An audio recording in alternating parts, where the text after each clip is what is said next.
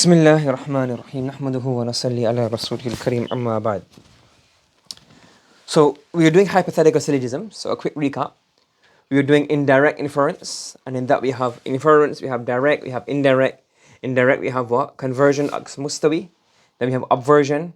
Then we have contradictory, subaltern, contrary, and subcontrary. Yes, remember those. Then you have indirect.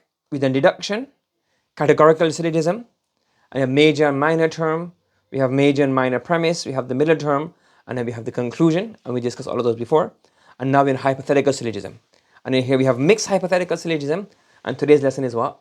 The pure hypothetical syllogism. The mixed hypothetical syllogism is when you have one hypothetical proposition, and the others are normal simple propositions. And a pure hypothetical syllogism is today when all three are hypothetical syllogisms. It's quite simple, not too complicated today. We'll do that later on, inshallah. And in terms of syllogisms, the fallacy of four terms, fallacy of four propositions, undistributed middle when undistributed middle, illicit minor, illicit minor. So in middle has to be distributed once. Yeah, middle term has to be distributed once. And illicit major is what is distributed in the conclusion, was distributed in the premise. If the major is not distributed in conclusion, not distributed in the premise, call it illicit major. And similarly, the illicit minor.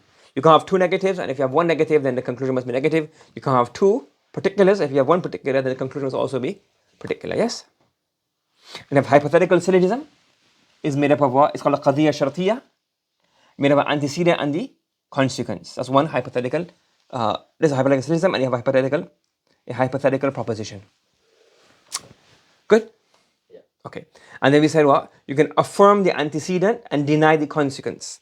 These two are valid forms. These two are valid forms of arguments. Yes? Affirming the antecedent or denying the consequent. But you can't deny the antecedent or you can't affirm the consequence to come to a correct conclusion. You got it? Okay. Now what we're going through today is a pure hypothetical syllogism. It's quite simple. It's basically like, if it rains, the ground will be wet. If the ground is wet, it'll be slippery. So basically what's the middle term in there? If it rains, it'll be slippery. So it's nothing really too complicated. It's basically like a normal syllogism. You got the middle term. Yes? So it's called a pure hypothetical syllogism. Yes? So and then from here, so basically you can just shorten all of these conditions into like less conditions basically. Can you convert it to an A? Pardon me? Can you convert the if to an A? Yeah. You can convert an A and you can convert an if to an A. An if is really an A proposition. Basically, if it rains, the ground will be slippery. Or if it rains, the ground will be wet really means all times of rain is are times of ground being wet. And all times of ground being wet are times of ground being slippery. So therefore all times of rain are times of ground being slippery. So if you have two hypothetical syllogisms and have a middle term, you can basically erase both of the middle terms and you get the shorter conclusion. You following? Yes? Okay. Now, we have something here. That's quite easy. Nothing too much to explain in that one. Right. Now, what happens here is we have ittifaqiyya. We have a hypothetical syllogism. Yes. If then this. Now, as you've seen, the hypothetical syllogism can actually be an A proposition, isn't it? Well, we can translate it to A proposition, but it can also be an I proposition. An I. an I proposition. Not all, sometimes. So for example, if you work hard, you will be successful. But is that necessary? Or is it mumkin? Are you following? So what you need to understand is that when we have a normal proposition, yes, a categorical statement, now is the quantifier in there very clear? Do you understand? For example, all this or this, or some this or this. Okay? And similarly, in a categorical proposition, we have the mode. Is it necessary? Is it contingent? Or is it impossible? In hypothetical syllogisms, we don't have these terms. We can't see it. So we have to ask the question, is this hypothetical syllogism, is it ittifaqiyya, meaning, basically, is it like, is it a juz'iyya basically? Not a kulliyya. And you also have to ask, is this what's the mode of this proposition, this antecedent, link between the antecedent and the tali and the consequent? What's the mode of it? Is it lazim? Is it wajib? Is it mustahil? Or is it mumkin? Is it necessary, contingent of, impossible? Are you following? If it's necessary, whether aqlan, whether logically, metaphysically, physically, or habitually, then you have to see those things. So, for example, if you do some, let's say, for example, if you, I don't know, if you pick your nose, people will laugh at you.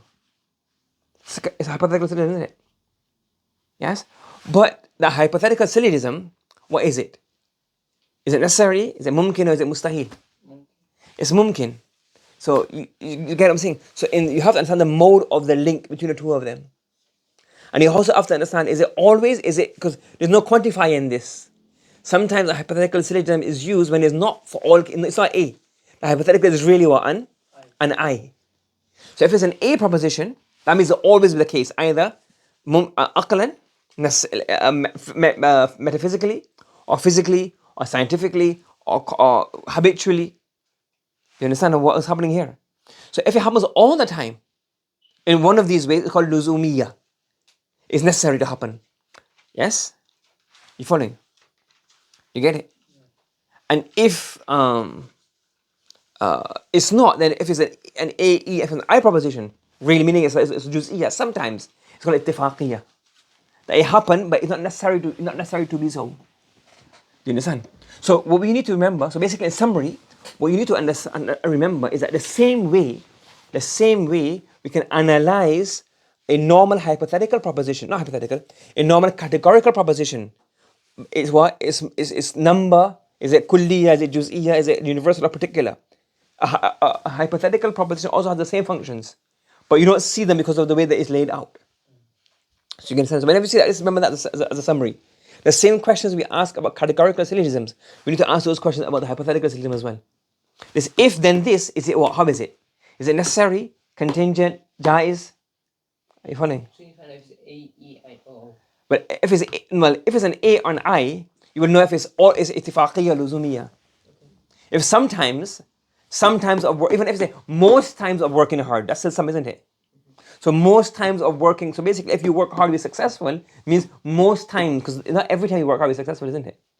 So really most times means sometimes. You get what I'm saying? But that's not, there's no quantifier in the hypothetical syllogism.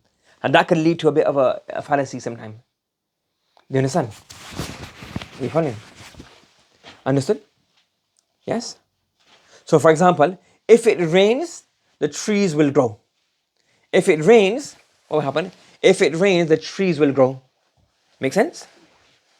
Okay? And then we have here, all times of rain are times of ground being wet. So now here we can see clearly this is what? An A proposition. Yes? Okay. But this can also this can also mean most times of rain is times of the ground being wet. You get what I'm saying? You get the issue? So whenever we say hypothetical syllogism, it will only prove to be consequent. For example, you can't say, if it rains, the trees will grow, only if this is what? Qadiyya luzumiyya. If it's not, then we can't guarantee that. You get what I'm saying? If sometimes, even most times of rain is times of ground being wet, we can't say, okay, it is time of rain, therefore time is going to, but not, it's not right example, the trees will grow. It's supposed to be trees will grow. No, it's not. Copy and paste here. Trees will grow. You get what I'm saying? If most times, so when you say if, you have to answer the question, is this the rules that we gave before will only come or be valid if it is a qadiyya luzumiyya. If it's ittifaqiyya, meaning what is sometimes, then you wouldn't be clear. In a categorical syllogism, because you have the quantifier, you have all and some, so it's very clear what is meant. Not in here. Do you understand? So the rules we mentioned, affirming the premise, affirming the antecedent, denying the consequence of valid forms, only if it's luzumiyya, if it's always. If it's not always and the intended meaning is most times, then that will not yield certain results. Because you can't say, if you work hard, you will pass, because that's not all times. What is it? Most times a general rule. So you can say, I worked hard and not pass. Because that's not A, that's like what? An O proposition, an I proposition. Do you understand? Do you understand what you have to keep in mind here? So in A, E, I, O, the number is clear. Its number is obvious. We know if it's all or we know if it's some. In this, we do not know. What is this fallacy called? I don't know what fallacy is called. I don't know a particular English name for this fallacy. You following? So luzum is necessary, and that necessity doesn't have to be aqlan. It can be just adatan, other necessity, normal general statement. Okay, subhanallah, bihamdik, subhanakallahumma wa bihamdika, wa nashhadu an la ilaha illa anta, wa nastaghfiruka wa natubu ilayk.